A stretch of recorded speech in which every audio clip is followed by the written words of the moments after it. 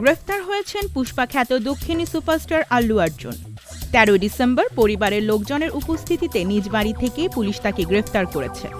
পুষ্পা ২ সিনেমার প্রিমিয়ারে ভিড়ে পদদলিত হয়ে এক নারী নিহত এবং তার ৯ বছর বয়সী সন্তান আহত হওয়ার ঘটনায় করা এক মামলায় তাকে গ্রেফতার করা হয়।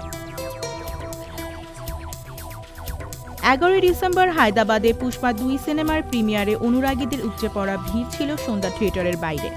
ভিড় সামলাতে গিয়ে হিমশিম খাচ্ছিল স্থানীয় পুলিশ। পরিস্থিতি সবচেয়ে বিশৃঙ্খল হয়ে ওঠে যখন থিয়েটারের সামনে পৌঁছান আল্লু অর্জুন। তাকে সামনে থেকে দেখতে গিয়ে অনুরাগীদের মধ্যে উত্তেজনা শুরু হয়। এমন পরিস্থিতিতেই পদপৃষ্ট হয়ে মৃত্যু হয় ৩৯ বছর বয়সী ওই নারী। তার ৯ বছরের মেয়েও গুরুতর জখমের শিকার হয়। এ ঘটনার মামলায় আসামি করা হয় থিয়েটার কর্তৃপক্ষ, নিরাপত্তার রক্ষী সহ নায়ক আল্লু অর্জুনকেও।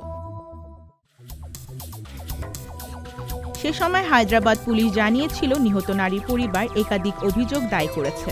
সেই অভিযোগের ভিত্তিতেই মামলা রুজু করা হয়েছে। পুরো বিষয়টি খতিয়ে দেখা হচ্ছে।